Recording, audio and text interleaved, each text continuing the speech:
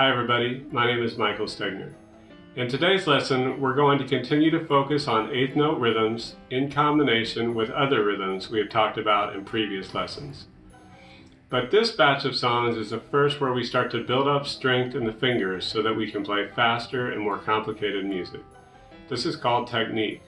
The same way that we exercise, lift weights, and run around to make our body stronger, we can also work on technique at the piano to make our hands and fingers stronger. Some fingers are naturally stronger than others. For example, try to wiggle back and forth between your thumb and index finger like this. Now try to wiggle back and forth between your ring finger and pinky. Notice how that feels a lot different? These fingers usually need some work to become as strong as the thumb and pointer fingers. Part of learning to play piano involves practicing so that all fingers are equally as strong and coordinated.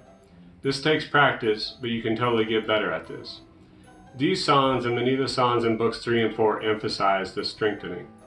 The best way to work on building this strength and coordination is to practice very slowly until everything feels completely comfortable and in control.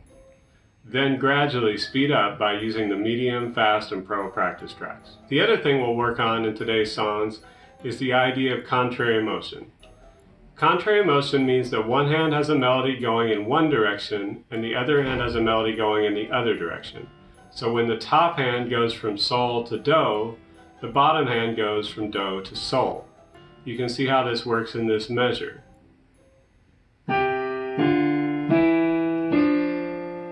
Now let's look at the next measure. You can see that the hands are always going opposite directions of each other.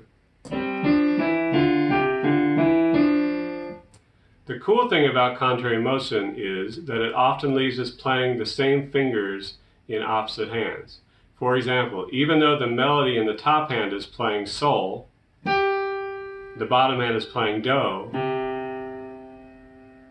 both pinkies are being played at the same time. So the first song, called Crossing Paths, uses this concept the whole time. The hands are always playing matching fingers. This happens because our hands are mirror images of each other. There is a symmetry in our hands that goes away from the thumbs to the pinkies. So this can help us sometimes when playing pieces with contrary motion. Let's give it a try and see how this looks on the keyboard and sheet music. Please remember to like and subscribe.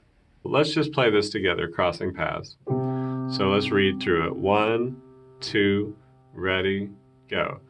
Ta, ta, ta, ta, taki, taki, taki, taki, ta, ta, ta, ta, taki, taki, taki, taki. Okay, so that's how it sounds. Now, as we speed it up,